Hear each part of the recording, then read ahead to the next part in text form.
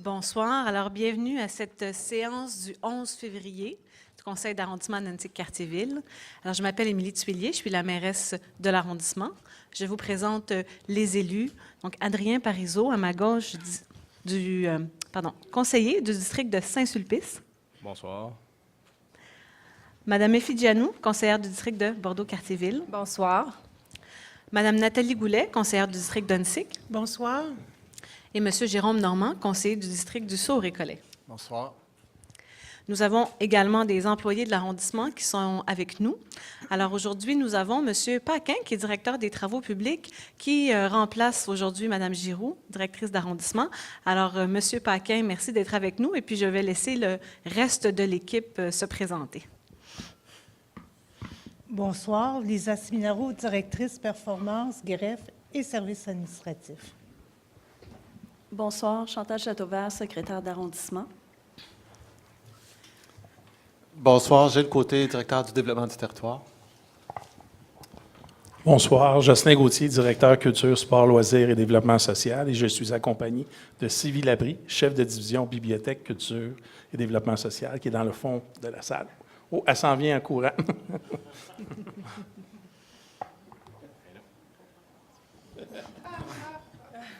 Bonsoir, Steve de Silva, commandant du poste de quartier 10. Monsieur Paquin, il y a quelqu'un de votre équipe aussi dans la salle?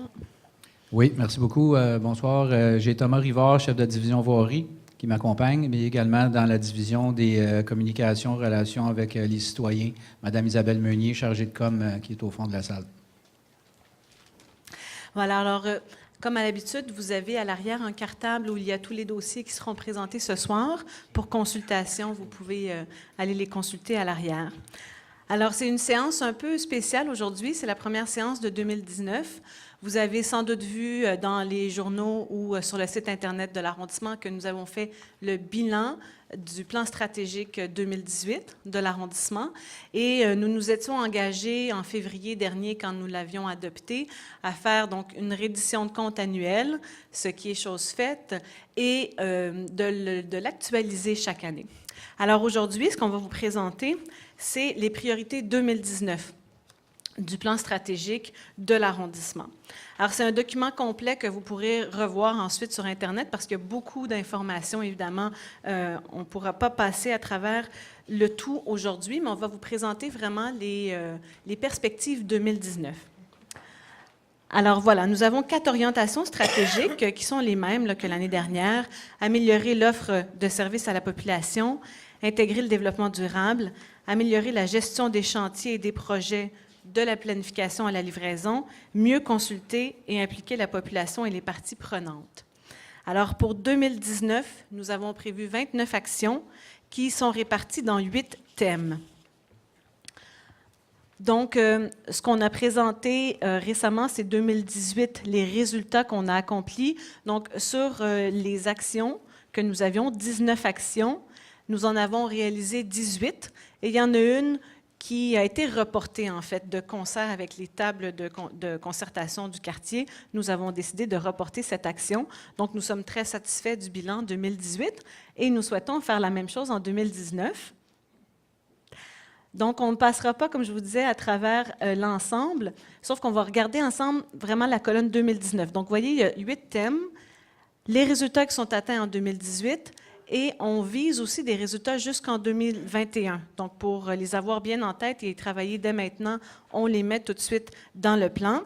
Mais on va s'attarder aujourd'hui sur les priorités qui, je tiens à le préciser, sont les priorités partagées par l'ensemble des élus et de la direction de l'arrondissement, donc qui sont partagées par l'ensemble des employés de l'arrondissement. Alors, pour la mobilité, nous visons l'adoption et le début de la mise en œuvre d'un plan local de déplacement qui vise à favoriser les déplacements actifs et collectifs, le développement du réseau cyclable par l'implantation d'au moins 4 nouvelles pistes cyclables et l'amélioration des liens cyclables existants, la construction d'une trentaine de saillies de trottoirs, l'implantation de 3 pôles de mobilité et l'installation de feux dynamiques permettant l'implantation de la limite de vitesse à 30 km/h autour de la moitié des écoles primaires qui sont situées sur des artères. Donc, ça fait 4 écoles. Pour le thème de l'habitation, en 2019, nous allons lancer la planification du site Louvain-Est dans le cadre d'un mode innovant de gouvernance mixte ville-arrondissement-communauté. Et nous visons une hausse de 10 % du nombre d'inspections de la salubrité des logements. En environnement et transition écologique, pour 2019, nous souhaitons adopter et mettre en œuvre le plan d'action locale de développement durable, le début de la collecte des résidus alimentaires dans Saint-Sulpice, qui est en fait le 4e et dernier district pour la collecte des résidus alimentaires, la préparation d'un plan maître de plantation pour les arbres publics, un appui ou des appuis à de nouveaux projets d'agriculture urbaine, la bonification du programme de subvention pour des couches lavables, l'élaboration et l'adoption d'un plan propreté pour les parcs et le domaine public.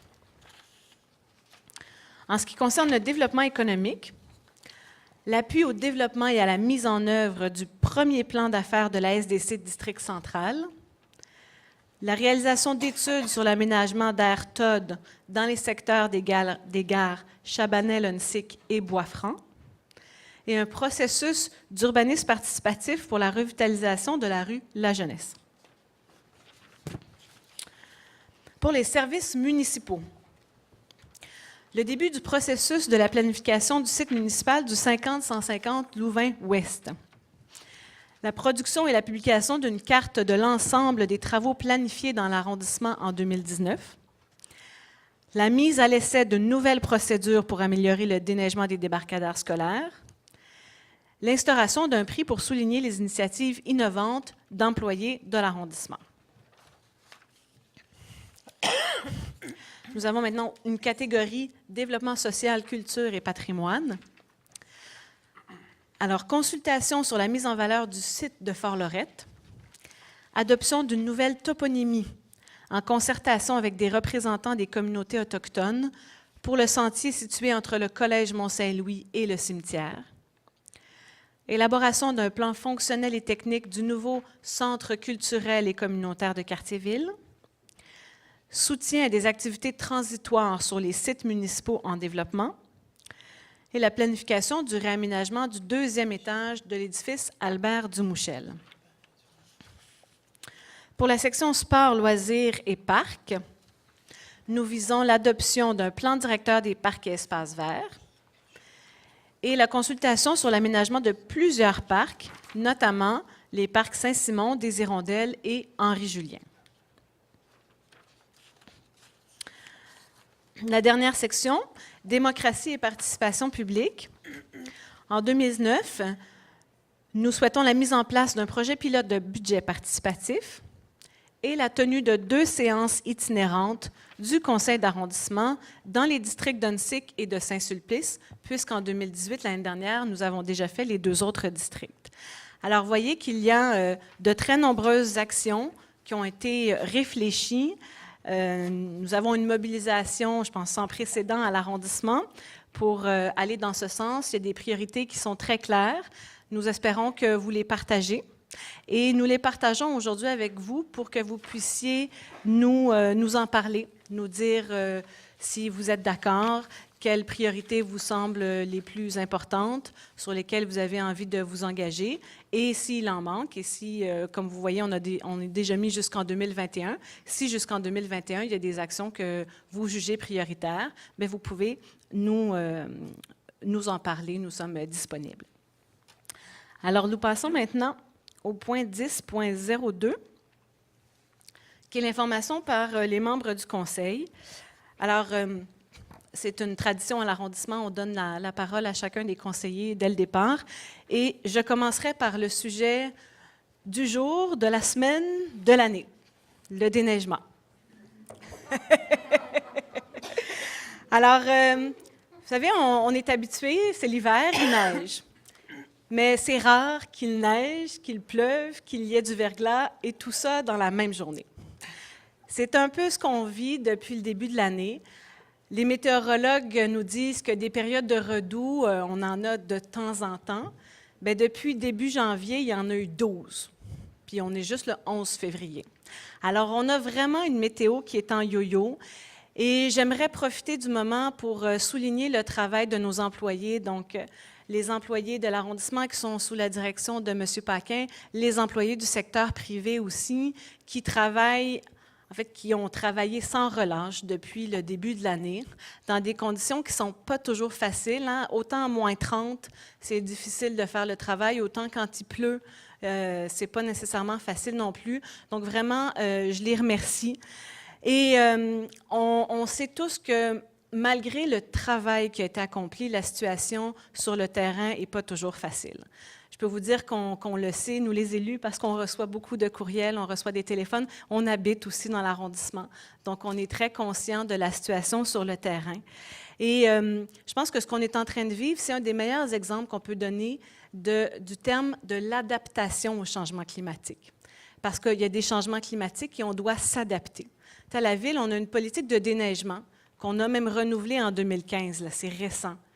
Mais là, une politique de déneigement, il va tomber 40 cm. Là, on sait déneiger 40 cm. Là, on aurait comme plutôt besoin d'une politique de déglaçage. Puis, ce n'est pas encore en opération, mais c'est ça qu'on fait en ce moment. On est vraiment autant dans les opérations que dans la réflexion sur ce qu'on peut faire de mieux, comment on peut adapter nos pratiques. Monsieur Paquin, c'est un des employés de l'arrondissement à qui je parle le plus en ce moment. Je lui envoie des courriels et des textos tard le soir, tôt le matin. On se tient au courant. Vous savez, on a eu juste dans la dernière semaine 7 épandages d'abrasifs sur les trottoirs. C'est à peu près 1 par jour, 1 par 24 heures. Il y en a eu 27 depuis le 15 novembre. On est passé 27 fois sur les trottoirs pour répandre du sel et des petits cailloux. Puis juste pour avoir un point de comparaison, l'hiver dernier, donc l'hiver complet, le 2017-2018, on en a fait 15 épandages. Donc on est presque au double alors qu'on n'a pas fini l'année. Alors, c'est une situation, évidemment, qu'on continue de suivre de près. Là, on va tomber dans une nouvelle tempête de neige avec du déblaiement et un chargement. Et je peux vous dire qu'on est tous à pied d'œuvre pour vous offrir le meilleur service possible. Et j'aimerais terminer mon petit mot sur 2 questions un peu plus légères. Alors, vous savez qu'on a une très grande programmation culturelle à l'arrondissement, avec beaucoup de spectacles qui sont même gratuits, un peu partout dans l'arrondissement. Alors, je vous invite à prendre le petit fascicule si vous ne l'avez pas déjà. C'est aussi sur Internet. Et il y a le bulletin aussi, le nouveau, avec toutes les activités qui se passent dans l'arrondissement, des points aussi sur la réglementation, il y a des portraits de services de l'arrondissement. Donc, c'est vraiment un document important pour ne pas manquer finalement les opportunités qui s'offrent à vous.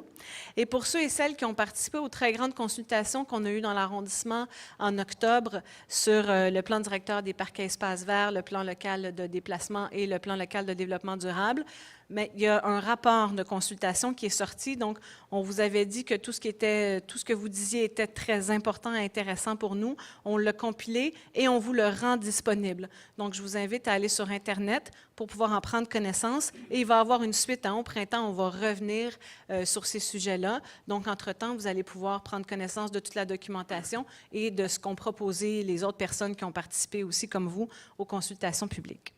Voilà, alors sur ces mots, je passe la parole à Adrien Parizeau, qui est conseiller du district de Saint-Sulpice. Bon, je vais moi aussi parler de l'éléphant dans la pièce, le déneigement. On a adopté il y a quelques mois, je pense qu'il y a deux conseils d'arrondissement, une déclaration d'urgence d'agir, l'urgence climatique. Je pense qu'il faut bien comprendre que cet hiver qu'on voit cette année, la NASA en 2018 disait « les changements climatiques amènent des météos extrêmes ». On le voit, là, Madame la mairesse disait 13 gel-dégel. Bon, M. Normandin, dans la presse aujourd'hui, parle de 15 gel-dégel avec les températures. Là, je vous invite à aller consulter l'article dans la presse aujourd'hui qui détaille tous les changements, toutes les météos extrêmes qu'on a vécues depuis le début de l'hiver, là, parce qu'on voit, on a beaucoup de plaintes, on a beaucoup de citoyens qui nous écrivent. On est habitué de gérer des situations individuelles qui sont particulières, là, des rues qu'on a oubliées ou des cas particuliers, mais des cas généralisés à l'ensemble de l'arrondissement sur des plaques de glace, des cas comme ça. il faut qu'on s'adapte. Puis je pense que Mme la mairesse l'a bien indiqué. On va revoir la politique de déneigement, on va travailler à la moderniser pour qu'on puisse faire de l'adaptation au changement climatique. Mais le message que je voulais porter ce soir, c'est qu'il faut qu'on agisse collectivement pour vaincre les changements climatiques puis pour avoir un impact réel sur la problématique qui est en train de se passer sur notre Terre. Là. C'est pas, on ne lèguera pas à nos générations futures une Terre en santé si on laisse aller cette situation-là pour perdurer pour les prochaines années. Donc, c'était mon petit mot éditorial sur la neige et la glace. Sinon, sur une note plus légère, je vous invite à aller au parc Berthe-Loire en fin de semaine. C'est la fête d'hiver organisée par les loisirs Sophie Barra. C'est de 10h30 à 16h. Donc, je vous invite tous à y aller. Ensuite, aujourd'hui, on porte presque tous, je ne sais pas si on le porte tous. Jérôme, as-tu un ruban, toi aussi? On porte tous le ruban vert et blanc de la persévérance scolaire. J'étais ce matin, moi, au lancement de la semaine de la persévérance scolaire dans Verdun. Et il y a un message que je voulais porter. C'est Laurent Duvernay-Tardif qui joue pour les Chiefs de Kansas City dans la NFL, qui est le porte-parole de la semaine de la persévérance scolaire, puis qui est aussi médecin. C'est quand même impressionnant comme parcours individuel, mais il a porté ce matin le message de 2 choses pour les jeunes pour qu'ils puissent persévérer. Puis ce qui a été important pour lui, de se découvrir une passion, étant le football, mais aussi d'avoir un équilibre de vie. Donc, il expliquait là, ce matin que quand il jouait pour McGill au début de sa médecine, il a arrêté finalement de jouer parce que la médecine a pris toute la place. Donc, il a décidé de retourner au football par la suite en disant « Il faut que j'ai un équilibre de vie pour pouvoir persévérer dans mes études. » Même quand tu étudies en médecine, c'est important. Puis, c'est un message qui a beaucoup percolé là, dans les derniers jours. Autant tout le monde en parle, mais il l'a répété ce matin. L'autre point, le dernier point que je voulais souligner, j'ai décidé, comme élu, de prendre un stagiaire. Donc, j'ai décidé de redonner à l'université où j'ai étudié, à l'Université de Montréal, puis de pouvoir offrir à un jeune qui étudie en sciences politiques de faire un stage avec moi. Donc, je suis vraiment très, très content. Il est dans la salle en plus. Puis c'est un jeune qui est très impliqué au CRECA, un organisme du quartier, qui habite dans le quartier, qui habite dans mon district en plus. Donc, je suis vraiment très, très content de pouvoir redonner à une génération plus jeune que moi, même si je ne suis pas très vieux. Bon, merci mes collègues de rire de moi. Ils font de l'âgisme. Mais je suis vraiment très, très content de pouvoir redonner de cette façon-là à mon université par un stagiaire. Fait que, bienvenue, Jacob. Alors, merci. Je passe la parole maintenant à Mme Effie Gianou, conseillère de Bordeaux-Cartierville. Bonsoir.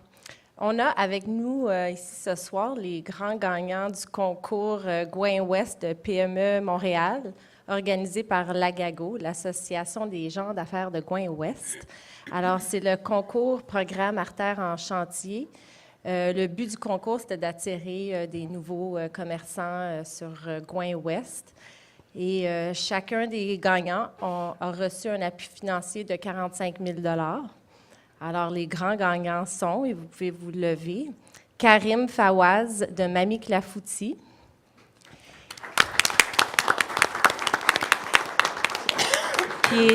qui est déjà ouvert depuis mai 2018. Il me voit souvent, fait qu'on se connaît.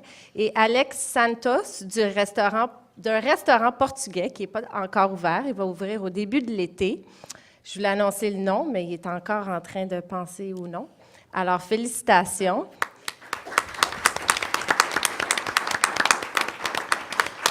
Alors, Mamie Clafoutis est située sur Gouin, au coin de Grenet. Et le restaurant portugais sera sur La Chapelle, juste un petit peu au nord de Gouin. Félicitations. Le 30 janvier dernier, j'ai pu assister au premier grand rendez-vous du CLIC, c'est la table du quartier. C'était pour la démarche de planification stratégique en développement social pour les années 2019 à 2024. Alors, je voulais féliciter l'organisme parce qu'ils ont atteint tous les objectifs du dernier plan de 5 ans qui avait été établi en 2013. Puis le deuxième rendez-vous sera le 6 avril. Puis c'est à ce moment-là que les priorités seront choisies pour le plan stratégique 2019-2024. Alors, à mon tour, j'aimerais vous inviter à la fête d'hiver de Bordeaux-Cartierville. Puis je vous encourage, même si vous habitez dans Saint-Sulpice, de passer nous voir ensuite à Bordeaux-Cartierville. C'est le 24 février de 13h à 16h au parc de Mézy, dimanche prochain. Il va y avoir plusieurs activités pour toute la famille. On aimerait remercier les loisirs de l'Acadie, le service de loisirs Sainte-Odile et le YMCA Cartierville pour l'organisation. C'est toujours un très grand succès. Alors, avant de parler de la semaine de la persévérance scolaire, la semaine passée, c'était la semaine des enseignants-enseignantes. Alors, je veux juste au moins souligner puis remercier les enseignants qui jouent un rôle très, très important. Moi, j'ai 2 enfants, alors je le vois. Des fois, ils ont plus d'influence sur mes enfants que moi-même. Alors, ils travaillent très, très fort pour le développement de tous nos enfants. Alors, je voulais au moins souligner ça. Puis, pour la semaine de la persévérance scolaire, je voudrais souhaiter à tous les jeunes Montréalais qui vont à l'école de passer une très belle semaine, puis que des fois, c'est difficile de persévérer, mais on est là pour les appuyer, on est là pour leur donner la motivation pour continuer. Demain, moi, je serai à l'école Ladauversière. Je ferai partie du aide d'honneur pour applaudir les élèves qui vont faire leur entrée dans l'école. C'est vraiment beau à voir, puis ils sont très, très fiers. On les fait, on leur donne un petit boost de motivation et on les félicite. Merci beaucoup. Merci. Je passe maintenant la parole à Mme Nathalie Goulet, conseillère du district d'Huntsic. Oui, bonsoir à toutes et à tous et bonsoir aussi à ceux et à celles qui nous écoutent de la maison. Moi aussi, comme Mme Giano, j'ai une bonne nouvelle au plan économique pour le district d'Huntsic, qui est situé justement au-dessus de Saint-Sulpice, mais entre le district de Bordeaux-Cartierville et de Saint-Sulpice, et de Sauve-Récollet, pardon. Alors, le Service de développement économique de la Ville de Montréal a retenu la candidature de la SDC Fleury-Ouest parmi 7 demandes qui ont été déposées. Alors, ça souligne la vitalité économique de notre quartier. Alors, notre administration a adopté cette année un ambitieux plan plan d'action en commerce, qui s'appelle Vivre Montréal, afin de soutenir les sociétés de développement commercial sur tout le territoire. Et dans ce plan, il y a un programme Réussir à Montréal, commerce, le fameux PRAM Commerce, de subventions pour revitaliser nos rues commerçantes. Alors, la SDC Fleury-Ouest, qu'on appelle affectueusement FLO, c'est la plus petite de toutes les SDC à Montréal. Elle a 80 membres. Et elle va, avec ce prix, cette subvention, pouvoir réaliser un diagnostic et un plan d'action commerciale, ainsi qu'une analyse de son cadre bâti entre donc, la rue le boulevard Saint-Laurent et la rue Meilleure. Quand ce diagnostic-là sera fait, les commerçants vont pouvoir obtenir une subvention à la rénovation et les modalités vont arriver plus tard cette année. Donc, je suis vraiment très, très heureuse car c'est vraiment devenu Fleury-Ouest une rue de commerce de quartier, mais aussi une rue de destination. On y vient d'un peu partout dans l'arrondissement et au-delà pour ces événements, pour sa signature particulière et on en est bien fiers. Alors, deuxième petite nouvelle. Au plan de la sécurité urbaine de notre quartier, c'est un enjeu qui m'est cher. Je veux vous mettre au courant que j'ai fait en janvier un suivi avec l'organisme partenaire en prévention de la criminalité qui est Tandem Huntsic-Cartierville. On a regardé les recommandations d'une marche exploratoire qui avait été faite en 2017 aux abords du grand carrefour qui est Henri Bourassa et Saint-Laurent, et également la rue Clark, un petit peu plus à l'ouest. C'est un important carrefour, donc, où se trouve également l'école Huntsic. Et on a discuté de solutions qu'on va proposer à l'arrondissement au sujet des poubelles, de l'embellissement, du verdissement de ce carrefour-là, et aussi au PDQ pour une présence à pied des policiers à certaines périodes sensibles de la journée. Alors, je vous informerai au cours de l'année du suivi qui seront faits de ces recommandations. Alors, j'ai aussi une importante nouvelle au sujet de la bibliothèque Huntsic. Vous savez, c'est une institution importante au cœur de notre quartier. C'est la plus fréquentée de toutes les bibliothèques de la Ville de Montréal en termes de prêt de documents. Et c'est aussi un endroit qui est fréquenté par en moyenne 37 groupes scolaires par mois. C'est dire l'importance culturelle et scolaire de la Bibliothèque Anne Sicke. Il y aura des travaux importants de rénovation qui s'en viennent, qui vont durer 6 mois. Près de 2 millions de dollars vont être investis dans la bibliothèque, financés par la Ville-Centre, mais aussi par le ministère de la Culture à Québec. On va y installer une nouvelle technologie pour le prêt en libre service et le retour et le tri automatisé. Les aires d'accueil, l'aire jeunesse vont être rénovées. Et l'arrondissement a décidé de mettre un peu de sous pour intégrer l'aménagement de 2 salles de rencontre, 2 salles de travail qui vont être très, très utiles aux gens de l'arrondissement et aux travailleurs également. Donc, on va suspendre, on ne va pas fermer la bibliothèque, mais on va suspendre ces activités et la date va être connue très, très bientôt. C'est en février que ça doit commencer. Donc, une partie de la collection va être déménagée au 2e étage durant toute la durée des travaux et on va étendre l'horaire d'ouverture avec 15 heures de plus par semaine pour le 2e étage. Et les salles de lecture, la salle informatique va se situer au Café de Da, qui va doubler ses heures d'ouverture. Donc, je pense que ça va pouvoir répondre dans cette transition-là pour les 6 prochains mois aux besoins des citoyens d'Anne Sicke. Alors, il y a sûrement un avis là, qui s'en vient très, très bientôt sur le site de l'arrondissement et notre page Facebook. On va vous tenir informés là, du début des travaux. On rénove pas seulement les bibliothèques, on rénove aussi les parcs. Alors, le 24 janvier dernier, donc il y a quelques jours, on a présenté les aménagements qui seront faits au parc, au riverain du parc Nicolas Viel, à la suite d'une première consultation qu'on a tenue en juin dernier. Vous le verrez dans les points de la séance, de l'ordre du jour. Il y a une dépense reliée à ce projet-là également. C'est un petit parc, mais il est vraiment emblématique parce qu'il est situé sur le bord de la rivière des Prairies. Puis là, il y a sa belle clôture caractéristique et ses terrains de tennis qui sont connus également au-delà de l'arrondissement. Alors, ce qu'on voulait faire avec ce programme de rénovation du parc, c'est évidemment protéger et stabiliser les berges de la rivière des Prairies. Donc, c'est un programme montréalais qui existe et les travaux doivent se faire cette année. On va protéger jusqu'à 10 mètres des berges par de la plantation d'arbustes, d'arbres indigènes, mais beaucoup de travaux, enfin, de beaux travaux vont être faits dans le parc. Là. Ce ne sera pas un réaménagement de fond en comble, mais on va y ajouter des bancs, une piste cyclable qui va être repensée pour éviter les conflits avec les piétons. Les aires de jeu pour enfants vont être refaites, le terrain de pétanque, on va installer une placette à côté du chalet, rénover le belvédère, donc on va pouvoir avoir un accès, malgré la protection des berges, à la vue sur la rivière, planter plusieurs arbres et vraiment refaire l'éclairage au complet. Donc, c'est